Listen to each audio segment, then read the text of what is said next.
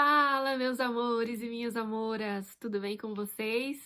Bom, tô aqui hoje para falar sobre algo que eu acredito ser muito importante para todo mundo, que é como lidar com uma notícia inesperada, com algo que você não faz a menor ideia do que seja, como lidar com algum tipo de problema que é novo para você.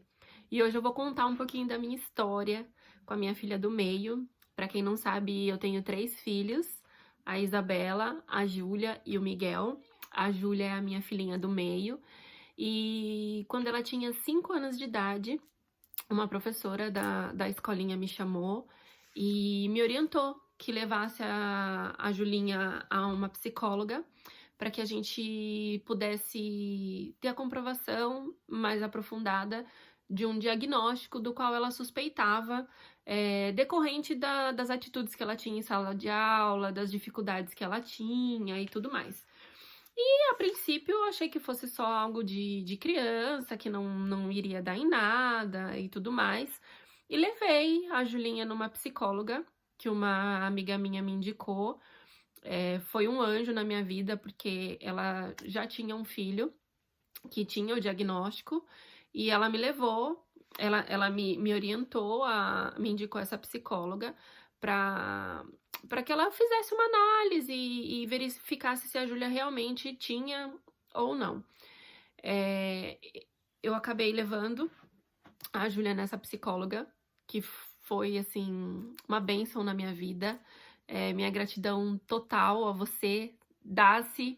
Se você é de Sorocaba, Dacilene Monteiro é uma psicóloga fenomenal. Ela é especializada em trabalhar com crianças e tudo mais. E, enfim, ela fez as análises e ela chegou à conclusão de que a Júlia realmente tinha o TDAH. O que é o TDAH? O TDAH, para quem não sabe, é um transtorno de déficit de atenção e hiperatividade. Hoje em dia tá na moda, estão se falando muito disso, inclusive tem diagnósticos precoces e infundados só pelo fato da criança ser mais ativa. E, na verdade, para se ter um diagnóstico correto, precisa de muito mais que isso. Como a Júlia era muito pequenininha na época, a gente acabou optando por não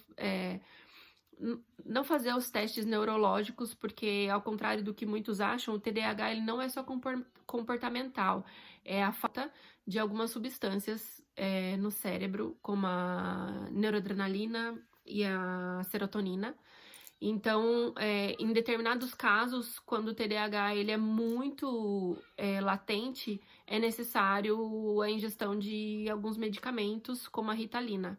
No caso da Júlia, tanto eu quanto a psicóloga, nós verificamos que não era necessário entrar com a Ritalina, que com a terapia e outros tipos de atividade, isso poderia ser revertido.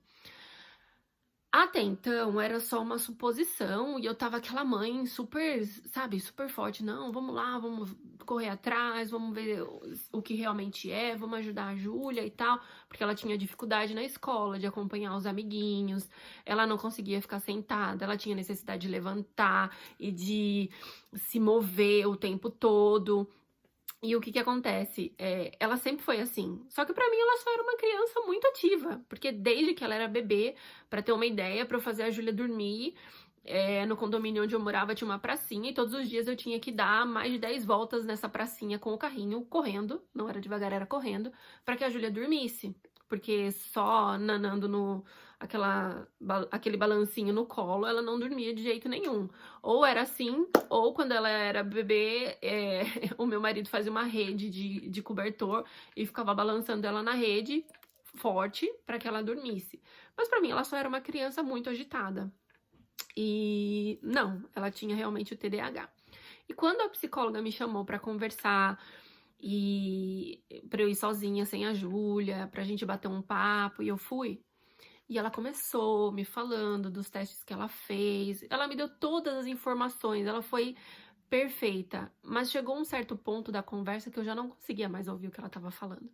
A única coisa que eu conseguia pensar era: como vai ser a vida da minha filha? Quais são as dificuldades que ela vai enfrentar? Porque ela já começou a enfrentar essas dificuldades. Na escola, os amiguinhos não queriam brincar com ela porque ela tinha dificuldade de seguir regras. Ela não conseguia se encaixar naquele molde que as outras crianças e que a sociedade, que a escola colocavam pra ela. E eu só conseguia pensar naquilo e pensar que horas vai acabar essa conversa, eu preciso sair daqui. E a hora que acabou a conversa, eu agradeci muito a psicóloga e saí de lá. E a única coisa que eu conseguia era pensar na minha mãe. Eu precisava da minha mãe, eu precisava do colo da minha mãe naquele momento. E eu saí de lá, liguei pra minha mãe e falei, mãe, onde você tá? Ela falou, tô no escritório. Eu falei, tô indo aí, não sai. E eu fui, e eu cheguei lá, eu só conseguia chorar. Eu falei, mãe, o que vai ser da minha filha? O mundo não tá preparado pra ela. Eu sei que ela é incrível, mas o mundo vai machucar ela demais. E a minha mãe, com muita sabedoria, conversou comigo, falou, filha, ela vai vencer como ela venceu até aqui. A Júlia é incrível, ela é muito especial. Ela realmente é diferente, mas não só porque ela tem o TDAH. A Júlia é uma menina, pra quem conhece, gente, ela é amor puro. Ela é daquelas meninas, assim, que você se apaixona rapidamente por ela. Ela é amiga, ela se doa, ela gosta de abraçar. Ela não pode ver um cachorrinho na rua, que ela quer cuidar do cachorrinho.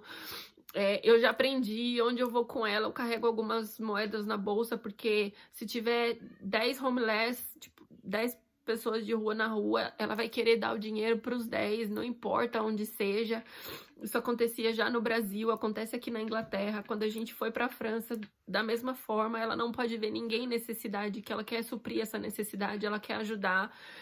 Ela é incrível, ela realmente é diferenciada.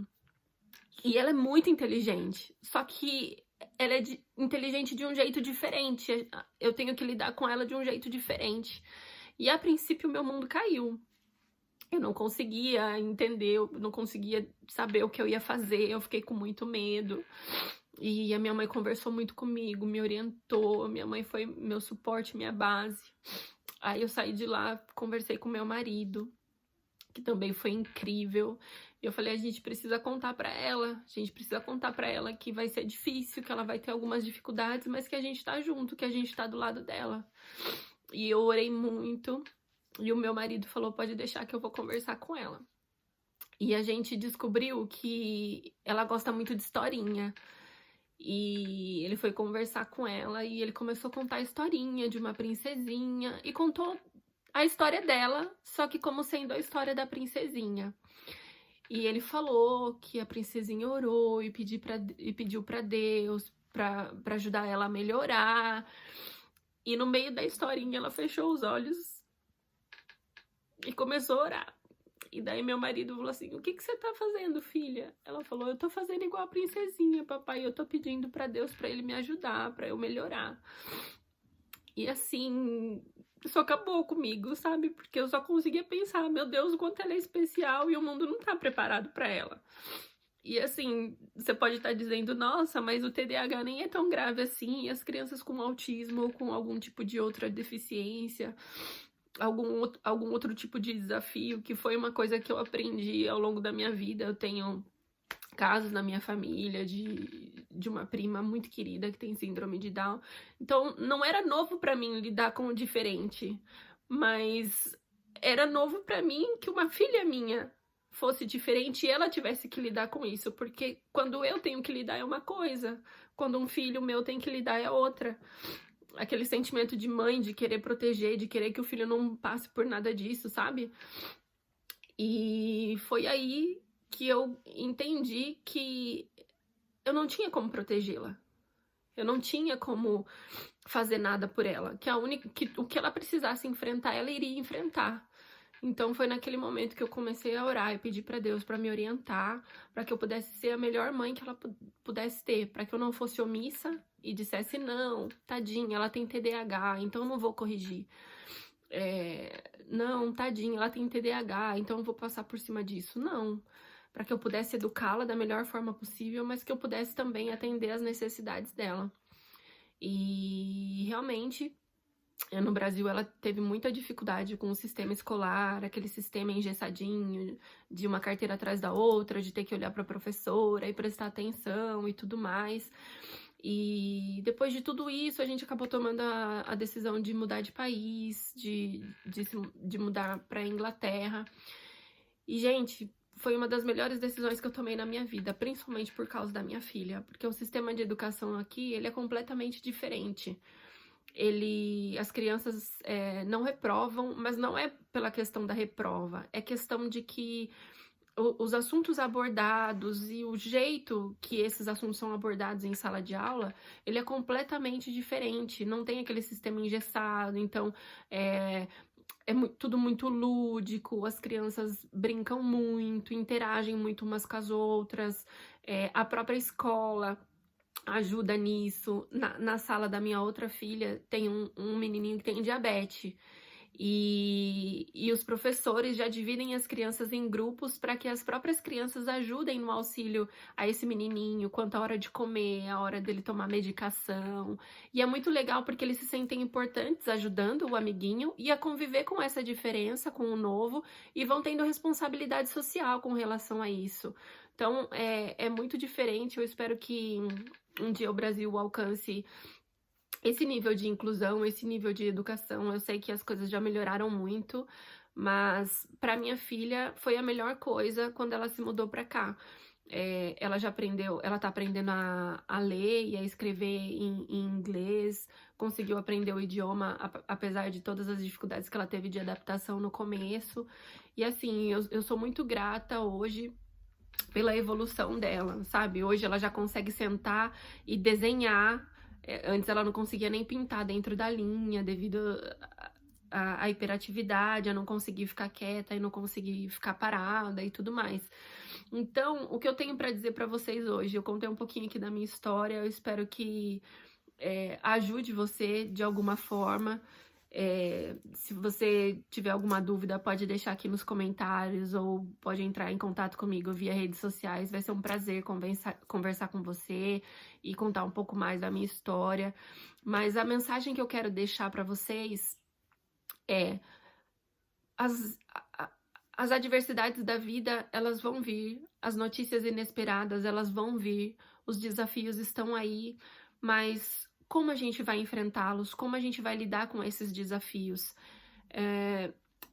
O que eu tenho para dizer para você é: não tente ser forte logo do começo, sabe? É a mesma coisa que quando você perde um ente querido e algumas pessoas chegam para você e falam assim: você não pode chorar, você tem que ser forte, você tem que aguentar. Não, você não tem que nada. Você tem que se respeitar, respeitar o seu momento. Se o seu momento for de chorar, de pedir colo, de pedir ajuda, como foi o meu caso, que corri pro colo da minha mãe, faça isso.